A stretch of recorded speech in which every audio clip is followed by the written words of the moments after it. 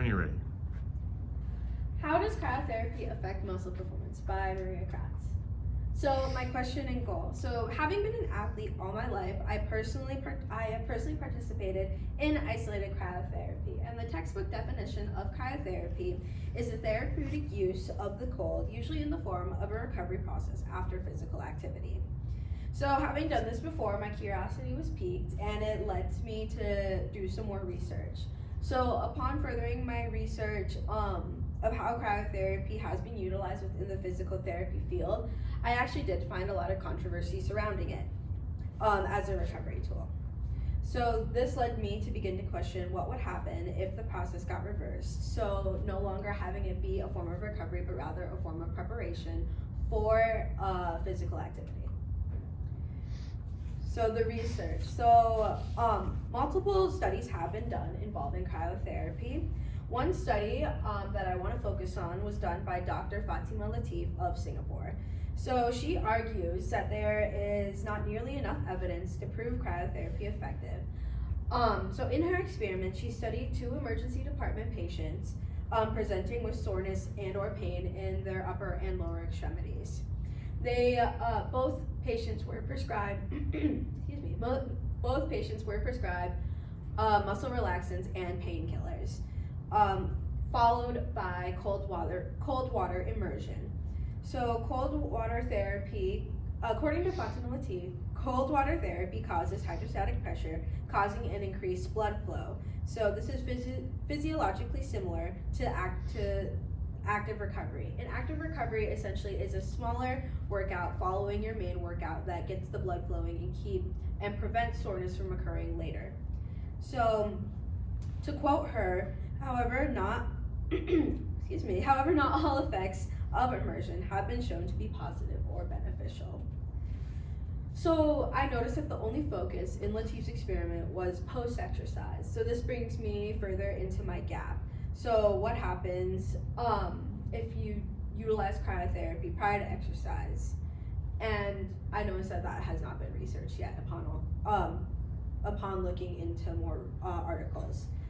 So a risk was also brought to my attention by my research, as icing beforehand can cause injury to the muscles as they are already tensed due to a physiological response, according to Dr. Kenneth Brooks of Houston Methodist Hospital.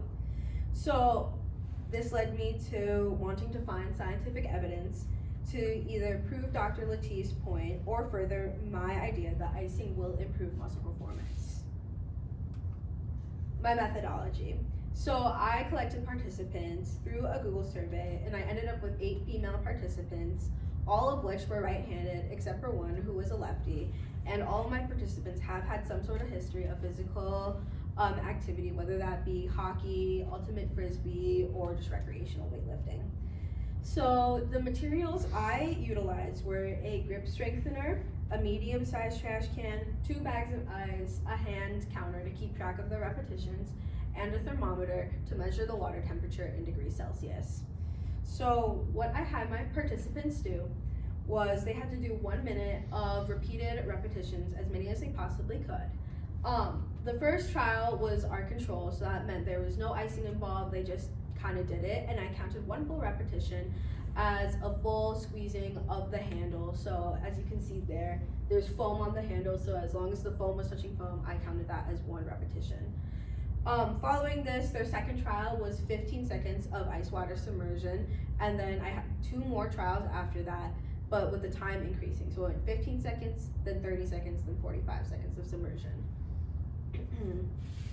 So following their icing trials, each participant got 1 minute of rest, and then they did what they did within the first trial, which was just 1 minute of doing as many repetitions as possible. So the water temperatures did vary from 12 degrees Celsius to about 5 degrees Celsius, which is obviously a larger range than I originally wanted, but I will discuss that as a variable later in the presentation. And so here's my data. Obviously this is a lot to look at, but upon first glance you can notice that the red is significantly lower than the blue, and that is to represent the trials, the first trial, which did not involve ice at all. So taking a closer look, there's an evident pattern of increased performance following the 15-second submersion. So a great example of this would be participant 2, as it was just a steady incline, or participant 1. And obviously we have a couple outliers in participants 4 and 7. And so here is just a closer look of a more isolated, so that's participant 1. They had a steady incline, and obviously their strongest or most amount of repetitions was found in the 45-second trial following icing. So my results.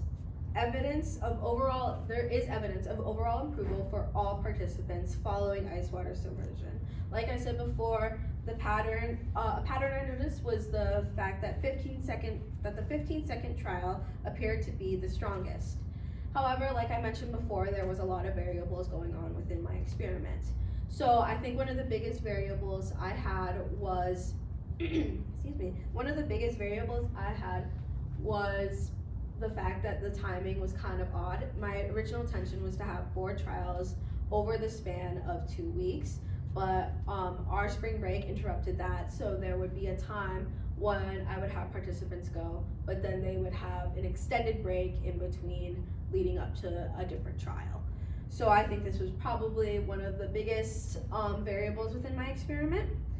I also did notice that my participants had kept track of their, I had noticed that my participants had kept track of the amount of repetitions they did in previous experiments. This obviously kind of led me to believe that maybe they just were trying to beat their last score, essentially. And then another variable that I have was there was a lot of variation, like I stated before, in water temperatures. So that also kind of led it to not be as consistent as I would like it to be. So my conclusions. So based purely on data, just looking at the graphs alone, one could argue that there's an obvious and or significant improvement as a result of icing. However, I have determined that there are too many variables to confidently say that there is a direct correlation between the two. So what I have been led to believe by my experience is that short periods of icing may be beneficial, but like I said, there is not enough evidence to prove it. So this also did deepen my understanding of the scientific method and how that process works, and it also led me to realize that I can contribute to the conversation of cryotherapy, considering that it is such a controversial topic, especially in the world of physical therapy. Okay, thank you. All right, some questions. How did you determine which results generated by your research method were most important in informing your new understanding? I believe that the most important results were what I could quantitatively have, something that I could physically see, which was the amount of repetitions each participant did per trial. I believe that was the most important because it was a way to physically be able to measure any improvements or decline or overall just like a flat kind of there is no effect. So I thought that was the most important one. Okay, all right, thank you. How do your findings provide direction for future research in this field? I believe that since that not many people have reversed the process or taken the time to research it, that I have added to the field because now people have something to look at, and I think it's also a form, like my research method is a way for people to look at and be like, oh, we can do something similar, but we can improve in this area, like having more consistent water temperatures, or maybe we can upsize it because I know that I downsized, so maybe they could upsize it, having it be like maybe full body submersion, so they can look back at maybe some errors I made and see what they can do to change the experimentation themselves. Yeah, okay. What's the most important research skill you developed in this process? Excuse me, definitely timing. That was probably a big thing because I did tend to, I'm gonna be honest, I did tend to procrastinate and not really want to start my experiment because I was a little bit nervous, but I think just kind of going for it, and definitely keeping track of everything was probably one of the biggest things I learned, because it's like really important to keep track of your data and make sure that everything is accurate. Okay, thank you.